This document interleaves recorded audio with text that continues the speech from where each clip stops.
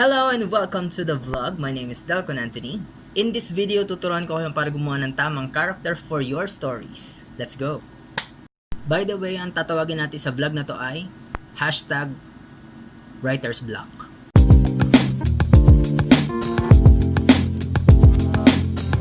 Madali lang naman gumawa ng character. Madali na mahirap at the same time, magulo. Lika, pag-usapan natin.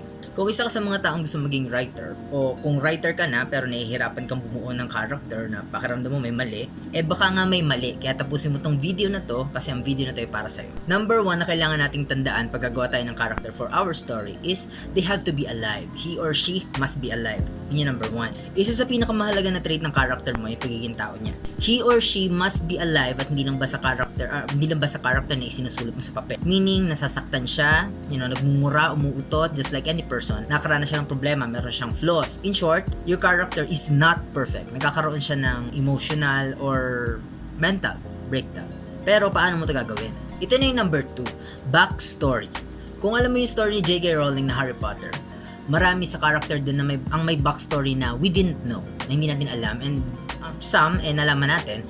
Pero we don't know na may feelings pala si Snape kay Lily Potter, diba? But because of that backstory, mas naiintindihan natin na kaya pala ganun yung ugali ni Snape, na kaya pala palihim na pinoprotektahan ni Snape si Harry Potter, diba? Yung backstory, nakakatulong siya buuin yung pagkatao ng character mo. Everyone has their own story bago ka pa magsimula dun sa susulatin mong story. Make sure na alam mo sila. Now, yung pagbubuo ng character, physical appearance, and yung behavior nila, mas madali when you ask the right questions. So, ito tayo sa number 3.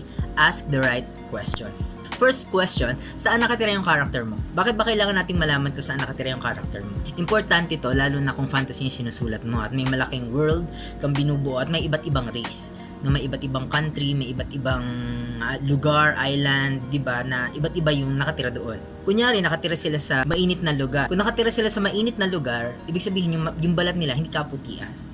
Diba? Nagde-determine din yung itsura ng character mo kung saan sila nakatira. Kung nakatira naman sila sa kabaligtaran nung hindi kaputian mong character, di malamang kabaligtaran din yung itsura nila. Diba? Nagdedepende minsan yung itsura ng character mo kung saan siya nakatira. Next question is, ano yung ginagawa nila sa buhay? Kung veterano yung character mo, meaning kunyari, dumaan sila sa maraming digmaan, marami siyang pinagdaan ng laban sa buhay, diba? Malamang, hindi siya kasing kinis ng balat mo. Di ba, baka marami siyang peklat, marami siyang sugat, ganyan. Di ba, or brusko yung katawan niya, malaki yung katawan niya, marami siyang tattoo, kunyari. Or, di ba, tanggal isang mata, di ba, o kaya may galo sa muka, o kung ano man. Di ba, kung royalty, di malamang mukha siyang royalty. Kung lumaki siya sa lansangan, at ginagawa niya sa buhay ay manlimos para sa pangkain niya araw-araw, ano sa tingin mo itsura niya? Next question is, how old is your character? Napakalaking factor na napaka-simpleng tanong pero napaka-great ng impact sa character mo kung gaano siya katanda. Kung ilang taon na ba siya, di ba? Kung bata siya or kung matanda siya, nakaka-apekto yun sa kanyang physical appearance and sa kanyang psychological, sa behavior niya, di ba? Syempre, hindi lang siya about appearance ng old people. It's about, wisdom. At may dalawang pamimilian when you have old characters. They think better or they get mad faster. Pili ka. Speaking of behaviors, one of the questions you should ask is, what kind of childhood did they have? Diba, ano yung pagkabata nila? Isa yung sa mga dapat mo itanong. Napakalaking factor ng childhood experience sa behavior ng isang tao in your character as well. May impluwensya yun sa kung paano siya mag-react sa problema, paano niya tingnan ang mundo. Yung ugali ng character mo, be it good or bad, malaki yung chance na naka-apekto sa kanya yung childhood niya. Nabully ba siya?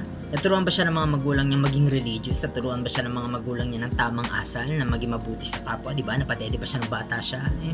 Yung madami mong itanong. The last question is, who else is in your character's life? Maaring meron siyang masamang childhood, pero may mga pagkakataon na may darating na tao sa buhay niya na babaguhin ang lahat.